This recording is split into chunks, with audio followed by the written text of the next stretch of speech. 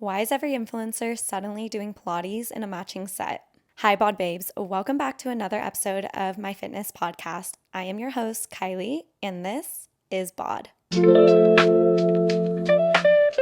Here at the Bod.cast, we talk about everything fitness, wellness, and Pilates culture, from workouts and trends to collabs with some of the biggest influencers in the fitness space.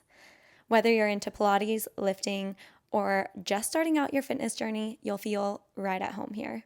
Now, I always like to start out with an OOTD because my girlies, I know you're going to ask. Today, I am wearing a bow and tee set. This is one of my favorite sets. Anything red, if you know me, I am obsessed with.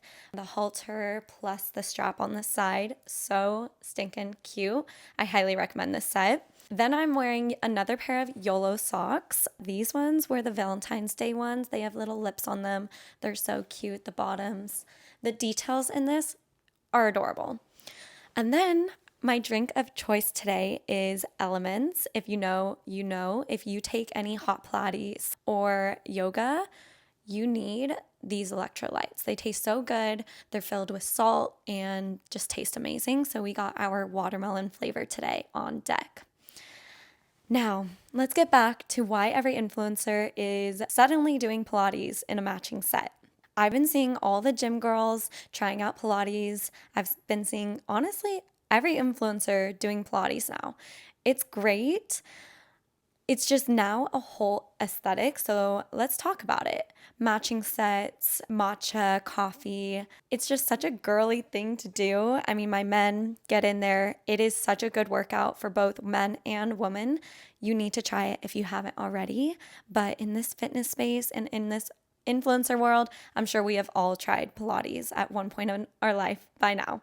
I wanted to look more at the influencer lifestyle of it all, and the one that stands out the most to me is Alo Yoga.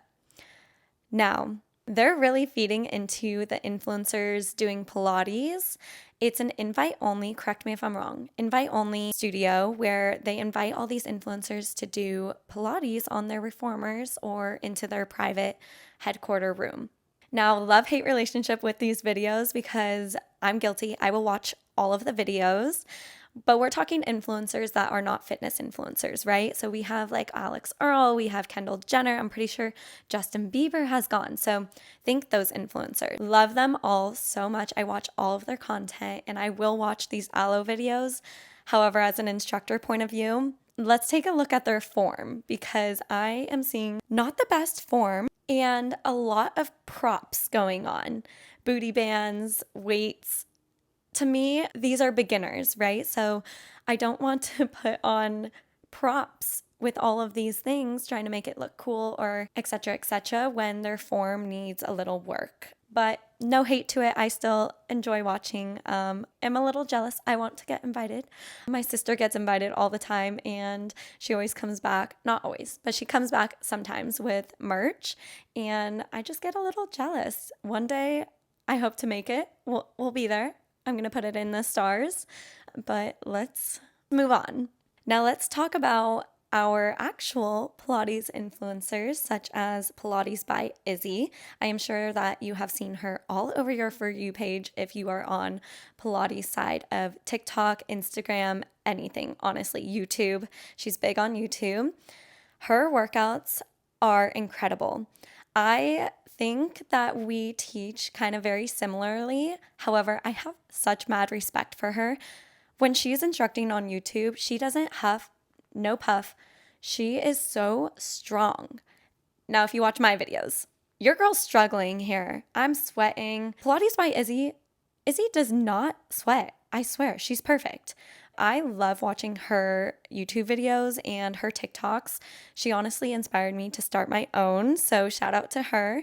Maybe one day I would love to meet her. We can bring her on the podcast, but that's for future. So if you haven't already seen Pilates by Izzy, go check her out. That moves me on to Moves by Nicole, or Moves with Nicole. My apologies. Now, Move with Nicole, she is one of my first, I think, experiences with mat Pilates. took her YouTube video years ago. And at the time, I was still in the gym heavily, so I didn't really think about mat Pilates or Pilates in general when I took her. So I was brand new to it. I haven't taken her since, you guys. How terrible is that? I feel so bad. I really need to get back into taking her YouTube classes because my whole feed is either her or Izzy. So your girl needs to practice what she preaches more and take a little more of Nicole's classes because she is great. She is one of the greats. You need to take her. I do recommend her. Now I want to talk about one more person that has really stood out for me, and she is, I think, in her 20s. She looks very young, but her style on TikTok is more lifestyle. I also think I follow her Instagram as well. She's a model, I'm pretty sure. She has 2 jobs, so she is not only a Pilates instructor, but she is, I wrote it down, a project consultant is what I found. And I just want to say, as a Pilates instructor or a fitness instructor, it's very hard to turn it into a full-time job. It's very strenuous on your body and your voice. I'm pretty sure my voice is very scratchy right now. I've taught so many classes this week. It is a very hard thing, so props on her for having 2 jobs and being lively enough to have her TikTok popping off as well, because that in itself is another full-time job. Her name is Donna Tran. My bad, you guys. It's Donna Tran. She's amazing. I don't think she has a YouTube to my knowledge. She definitely does. Her TikTok is so inspirational. I need to start taking more notes on what she does because I need to transfer that into mine as inspiration. She's beautiful. I love her. And I also love just seeing girls my age post. I think it's just so inspirational. And that brings me to my next point. I saw this post and it upset me, you guys. It said, "You'll grow the second you stop posting your workouts." Now, I completely disagree with this because when I see a girl or a man post their workout, I get inspired to get out of my bed and go work out. I get inspired to go try a new workout place. I get inspired to go take a hike. Post your content, you guys. Post your content. That upset me because I personally love seeing people work out and being their best version of themselves. And so what if it gives you a dopamine rush when you post? I know it. I don't post for attention, but I post for myself. I like that I'm inspiring people. People message me all the time. I tried this place because you posted about it.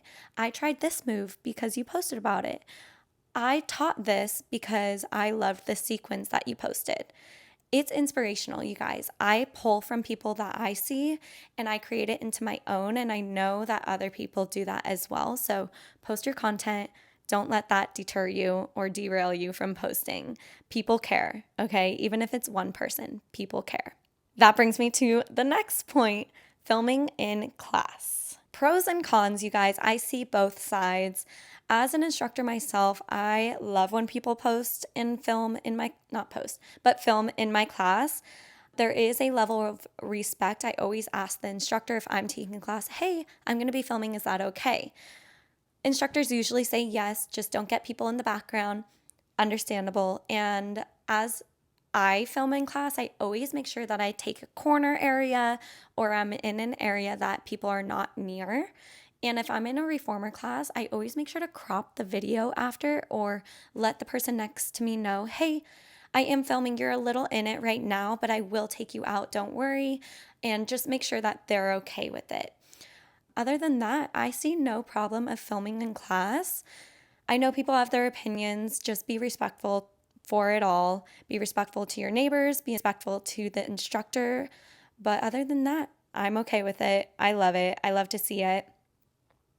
Now, I do have a question for people that take hot Pilates or hot yoga. How are you filming in class?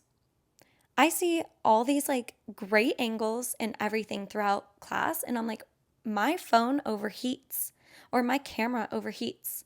And then I see instructors that are filming during class and I don't understand how. I use my phone for music and for timing. And if my phone overheats while I'm filming, my music's going out. So I respect it. Hustle. I don't know how. Please help me out because I'm struggling out here. But I love to see it nonetheless. All right, I'm going to get something out of the way, a little controversial. taking classes now, I kind of stopped taking classes. I've come to realize that studios are popping up left and right, which I am so happy about. I love that. However, the quality of instructors has really gone down. It's hard being a new instructor. I get it. I just personally, when I'm going to take a class, I want my booty to be whooped. I want to fall out of my moves. I want my legs shaking. I want to have to take breaks, which is hard because my body's very strong because I've been doing Pilates for years now. And I'm not hating on new instructors. I love you guys. I help train new instructors, but it takes a long time to be ready to teach classes. And as new studios are popping up, they're needing a lot of instructors. It's a lot of work, and they're just hiring left and right without any background, or they're hiring someone that is Lagree certified to go teach on a traditional reformer. Those are completely different methods. So in my opinion, I kind of stopped because I get so disappointed that I'm spending all my money on all these classes and I'm walking out of the class feeling like I never worked out. It's because Pilates has gotten so big, which, again, pros and cons too. That's just my opinion. I know that it's hard to find instructors that you like, and when you do, you stick with them. For me, all the instructors, I love all my friends that instruct. They're either super far from me or their classes fill up weeks in advance, and I can't book week in advance because as an instructor, I have to sub, I have to be on call, and it's very difficult to try and get in. I usually book the day of or like late the night before. So it's tough. So I honestly stopped taking classes and I've just been coaching myself at home, or I have a reformer in my room. I'll sometimes do that, but I've really been focusing mainly on mat Pilates because I'm able to take myself through a great workout.